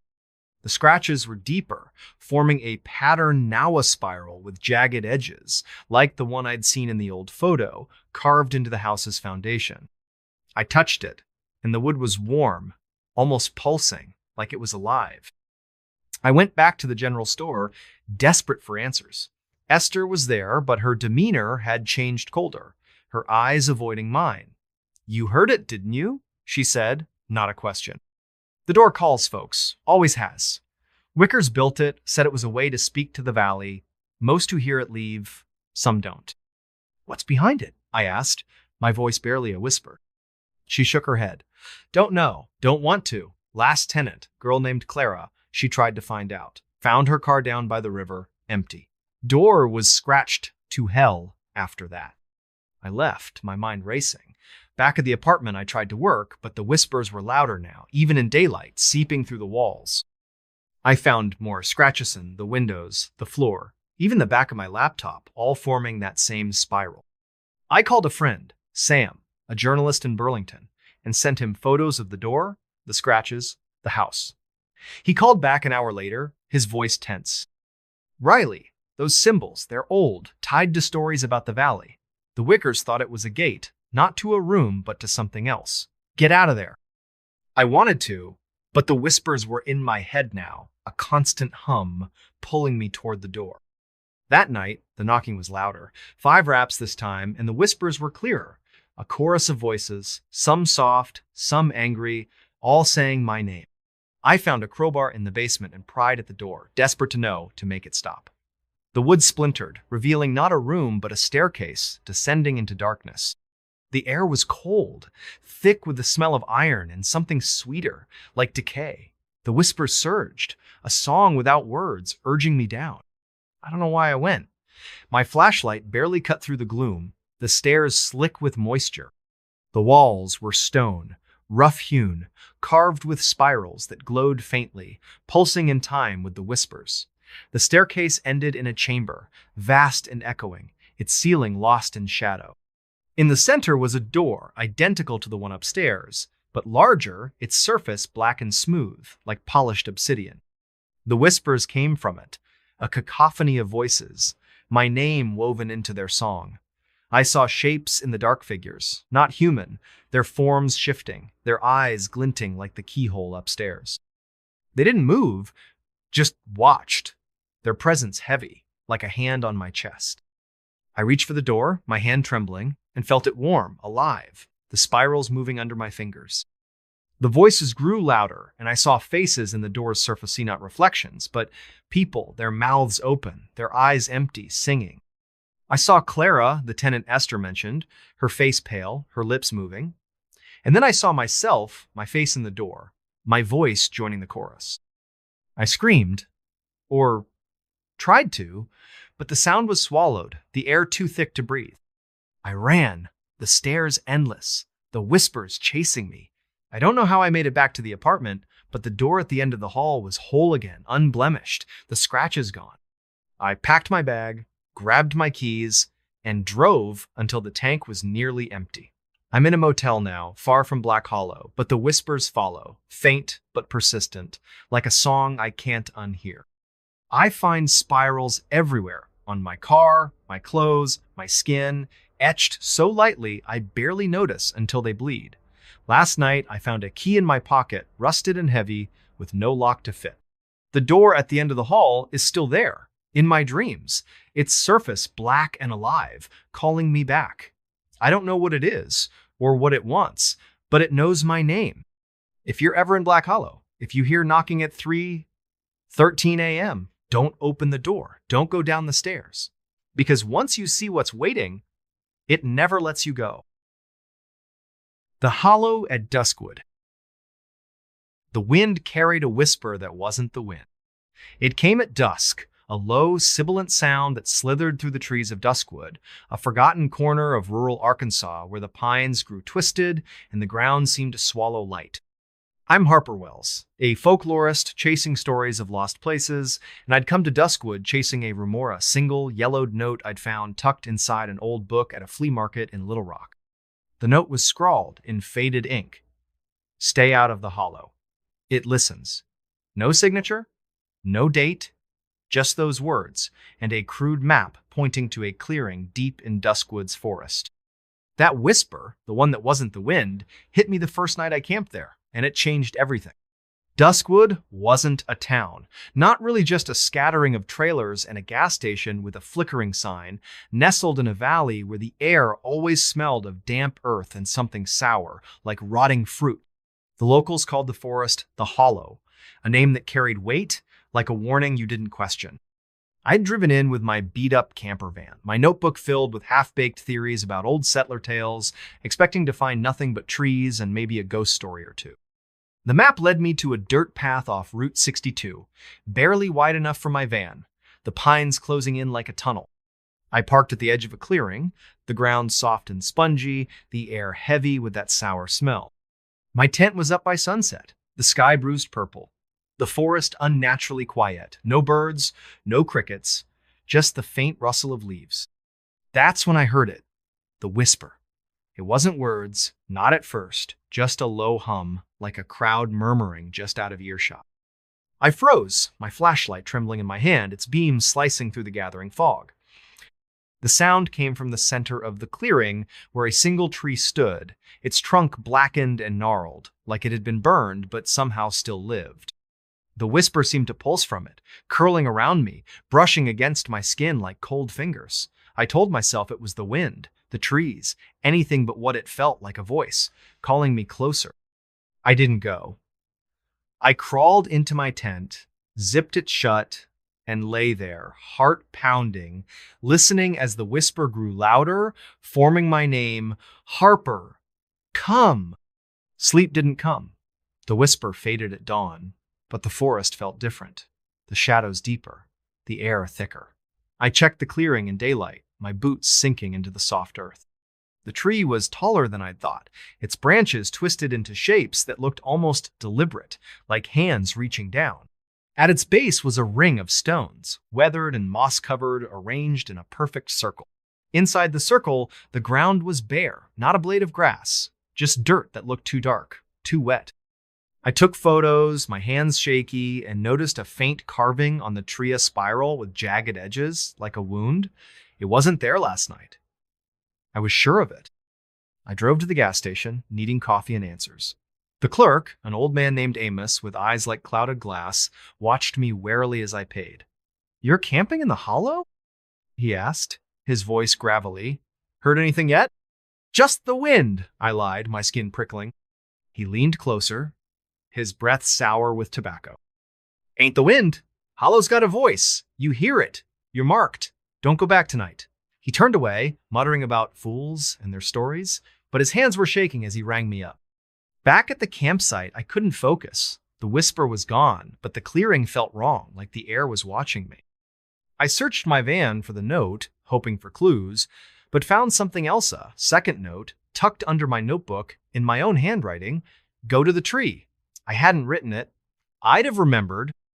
My stomach twisted, but I couldn't leave. The folklorist in me needed to know, needed to understand what the hollow was hiding.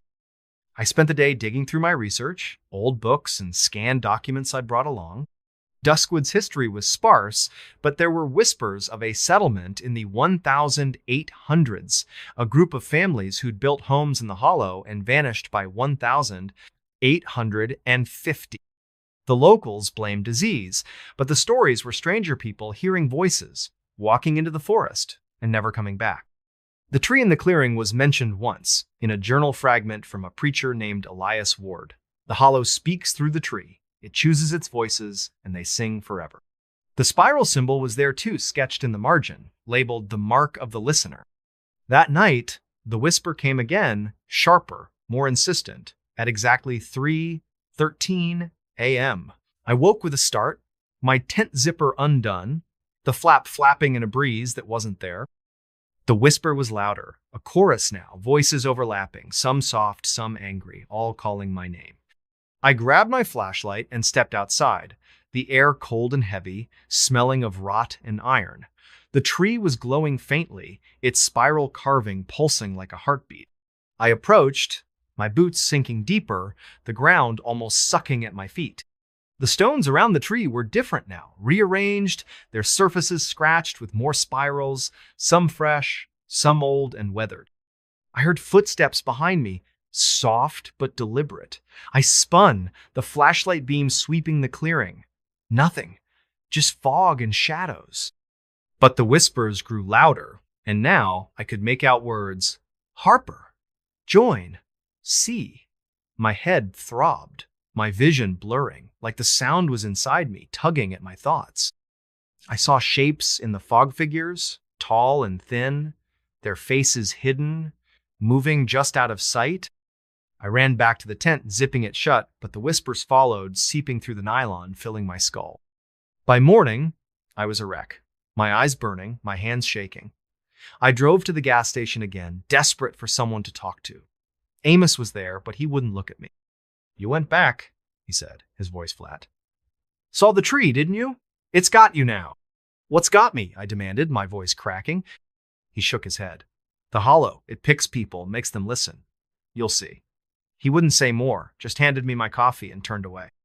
I went back to the campsite, not because I wanted to, but because I couldn't leave. The whisper was in me now, a constant hum pulling me toward the tree.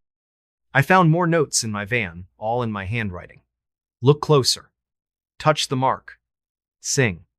I burned them, but the ashes smelled sweet, like the rot in the clearing. I searched the forest, looking for answers, and found a trap door hidden under a pile of leaves, its wood rotted but carved with the same spiral. It led to a tunnel, narrow and damp, the air thick with that iron rot smell. My flashlight flickered, but I went down, the walls closing in, the whispers growing louder, echoing off the stone. The tunnel opened into a chamber, its ceiling low, its walls covered in spirals, hundreds of them glowing faintly. In the center was a pit, black and bottomless, the whispers pouring out like a tide. I saw things in the dark faces, hands, eyes watching me, their mouths moving, singing that wordless song. I recognized one face impossibly, my mother, dead 10 years, her eyes empty, her lips forming my name. I stumbled back, my flashlight falling, its beam spinning across the walls. The whispers surged, and I felt Ida pull, like the pit was reaching for me, unraveling me. I don't know how I got out. I remember running, the tunnel stretching longer than it should, the whispers chasing me. I made it to the van, drove until the gas light blinked, and didn't stop until I was in Little Rock. I'm in a motel now, the city's noise a faint shield against the hum. But it's still there. In my head, in my dreams, calling me back to the hollow. I find spirals everywhere on my door, my notebooks, my skin, etched so lightly they bleed before I notice. Last night, I found a stone in my pocket, smooth and cold, carved with that jagged spiral. The tree is waiting. I see it when I close my eyes, its branches reaching, its roots curling through my thoughts. I don't know what the hollow is or what it wants, but it knows me. If you're ever in Duskwood, if you hear a whisper that isn't the wind, don't go to the clearing. Don't touch the tree, because once it chooses you, it never lets go. The villa at Red Pines. The light flickered at exactly 2:47 a.m. Not a power surge, not a loose bulb, but a single, deliberate pulse that made the shadows in the villa twist like living things. I'm Quinn Adler, a travel writer burned out from city life, chasing solitude in Red Pines, a nowhere town in northern Idaho where the forest swallowed the horizon. I'd rented the villa, sprawling century-old house on the edge of town, because it was cheap and promised quiet.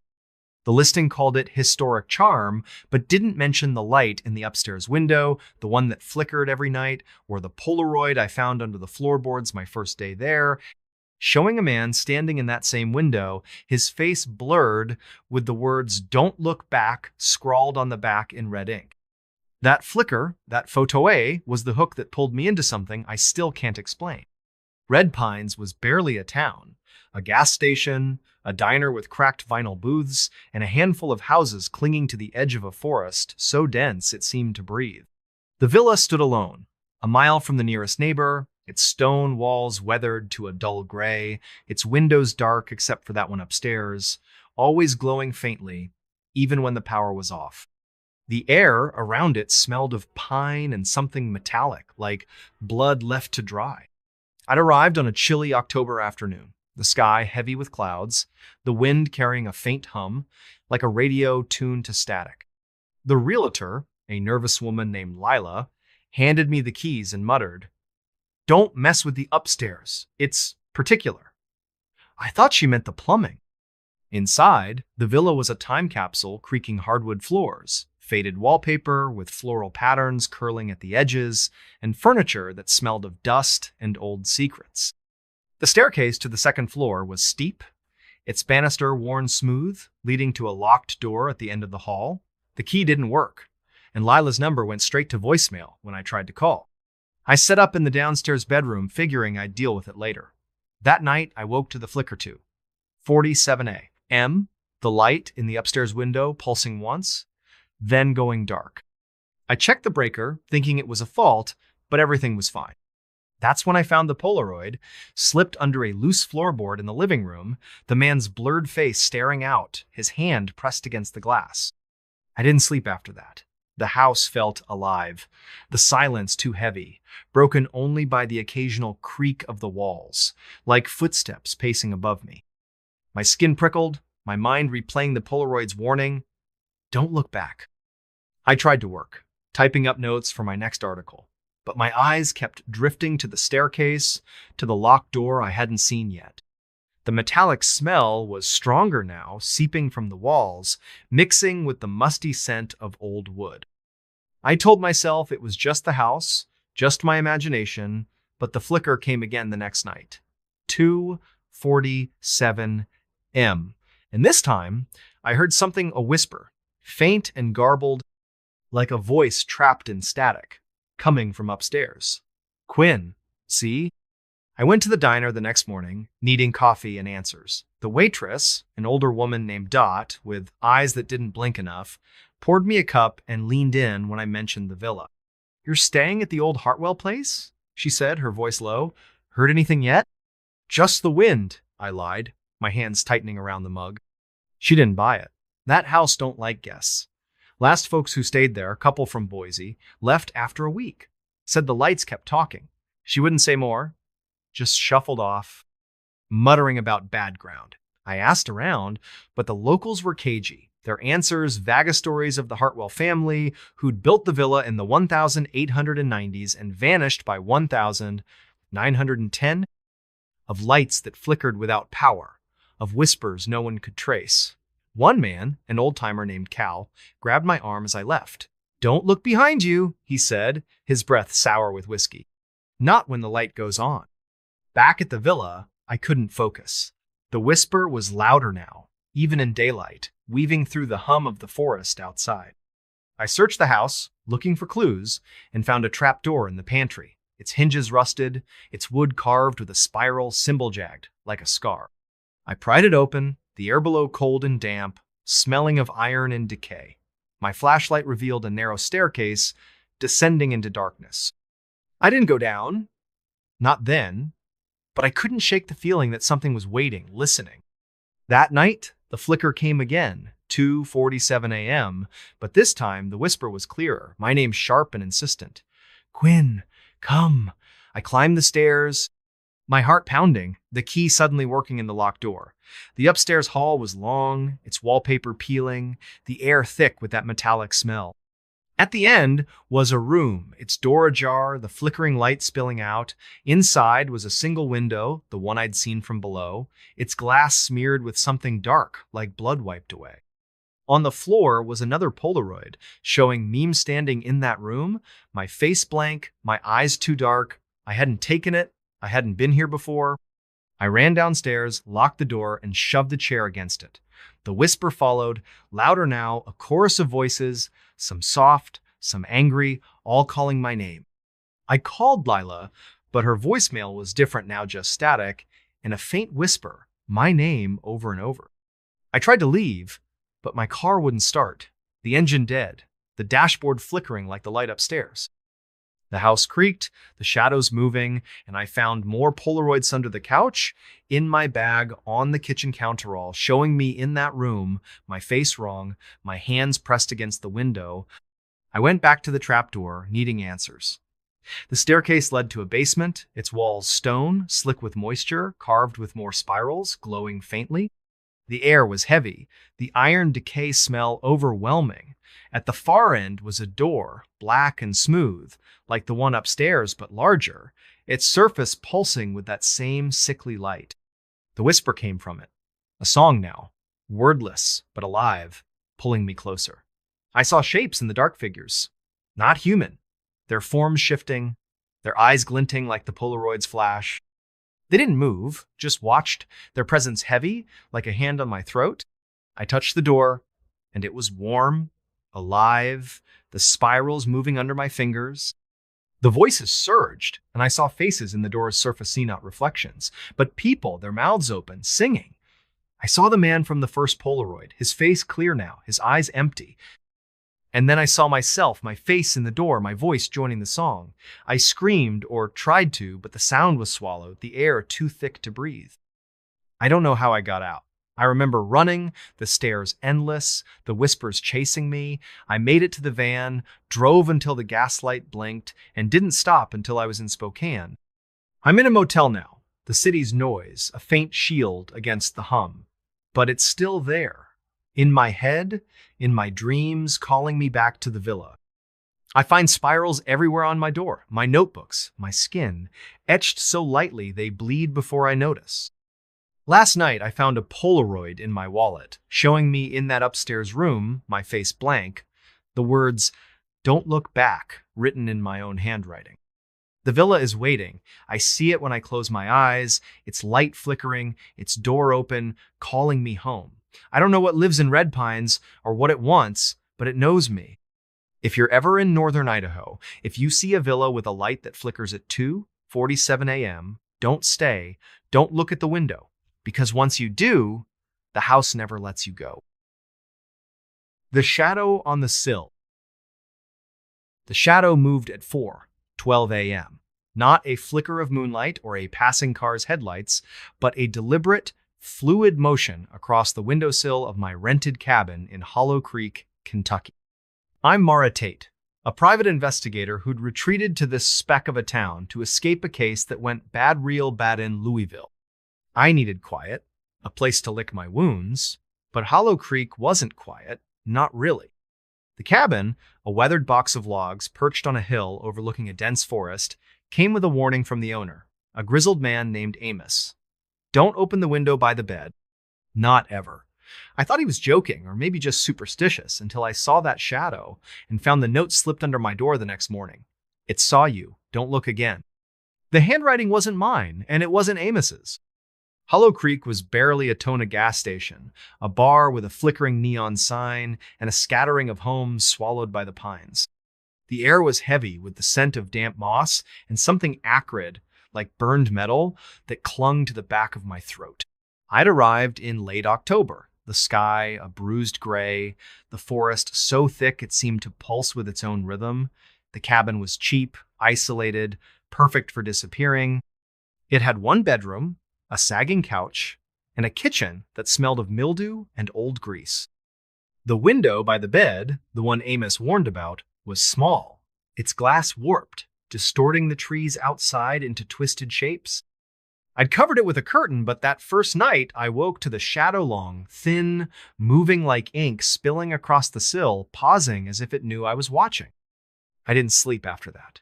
My heart hammered, my mind replaying the shadow's movement, too smooth, too alive.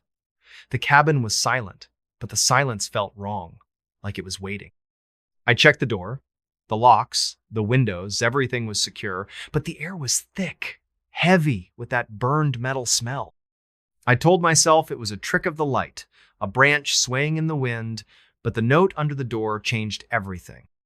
It was on yellowed paper, the ink fresh, the words jagged, like they'd been written in a hurry.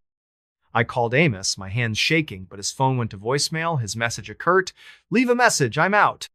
The next day, I drove to the bar, needing answers. The place was dim, smelling of stale beer and cigarette smoke. The bartender, a woman named Ruth with eyes like chipped ice, poured me a coffee and listened as I described the shadow, the note. "You're at the old Whitaker cabin," she said, not a question. "Folks, don't stay there long. That window, it's got a history." "What kind?" I asked, my voice steadier than I felt. She leaned closer, her voice low. "Whitakers built that place in the 1880s. Said the forest talked to them through the window. Last Whitaker, a girl named Eliza, disappeared in 92. Left a note like yours, said the shadow was watching. Ruth turned away, busying herself with a rag, but I caught the fear in her eyes. I went back to the cabin, the note burning a hole in my pocket. The forest felt closer now, the trees leaning in, their branches scratching the roof like fingers. I searched the cabin, looking for clues, and found a loose floorboard under the bed. Beneath it was a tin box, rusted and heavy, containing a journal pages, yellowed, ink faded, but the handwriting clear. It belonged to Eliza Whitaker, dated 1992. She wrote about the shadow, how it came every night at 4:12 a.m., how it whispered her name, how it moved inside the window, not outside. The last entry was a single line. It's not a shadow, it's me. My stomach twisted. I checked the window, the curtain still in place, but the glass was cold, too cold, like it was pulling heat from the room. That night, the shadow came again. 4:12 a.m., sliding across the sill, slow and deliberate, like it was testing the curtain's edge. The whisper followed, soft and guttural, my name woven into a sound that wasn't words. Mara, look. I didn't. I sat on the couch, my gun in my lap, staring at the curtain, waiting for dawn. But the whisper didn't stop, and by morning, another note was under the door. You looked. It knows. I hadn't looked. I was sure of it. But the note felt like an accusation, heavy in my hand. I drove to the gas station, hoping to find Amos, but the clerk, a kid with nervous eyes, said he'd been gone for days. You're at the Whitaker place? He asked, his voice cracking. Get out. That window? It ain't right. He wouldn't say more, just handed me my change and turned away. Back at the cabin, I couldn't think straight. The whisper was louder now, even in daylight, a hum that vibrated in my bones. I found more notes under my pillow, in my bag, tucked inside the journal all, in that same jagged handwriting, all saying the same thing. Look. I burned them, but the ashes smelled wrong, sweet and metallic, like the forest itself. I searched the cabin again, finding scratches on the walls, the floor, the window frame within, precise, forming a spiral pattern that matched one in Eliza's journal, labeled The Mark of the Watcher. I called a friend, Lena, a retired cop in Louisville, and sent her photos of the notes, the journal, the scratches. She called back, her voice tight. Mara, that symbol, it's old, tied to stories about the forest. The Whitakers thought it was a door, not to a place, but to something. Get out of there! Now. I wanted to, but the whisper was in my head, a constant pull, urging me to the window. I covered it with a blanket, nailed it shut, but the shadow came anyway. 4:12 a.m. Moving through the blanket, its form sharper now, like a silhouette of me, but wrong too tall, too thin, its head tilted at an impossible angle. I didn't sleep. I sat by the door, gun in hand, listening as the whisper grew into a chorus, voices overlapping, some soft, some screaming, all saying my name. I found another note, this time inside my coat pocket. You're already here. My handwriting, but not mine. I tore it up, my hands shaking, and decided to leave. I packed my bag, grabbed my keys, but the car wouldn't start, the engine dead, the dashboard flickering like the shadow on the sill. Desperate, I pried open the window frame, needing to know. The glass was smooth, but the wood was warm, pulsing, the spiral scratches glowing faintly. The shadow was there, inside the glass, not outside. Its form shifting, my face staring back, but not my face me. Eyes were empty, my mouth open, whispering. I smashed the window, the glass shattering, but the shadow didn't move. It reached out, its fingers brushing the air, and I felt Ida tug, like something pulling at my core, unraveling me. I ran, leaving everything, my bag, my gun, my sanity. The forest was a blur, the trees closing in, their branches snagging my clothes. I made it to the gas station, hitchhiked to Lexington, and didn't stop until I was in a motel. The city's noise, a faint shield against the whisper. But it's still there. In my head, in my dreams, calling me back to the cabin. I find spirals everywhere on my door, my skin, my mirror,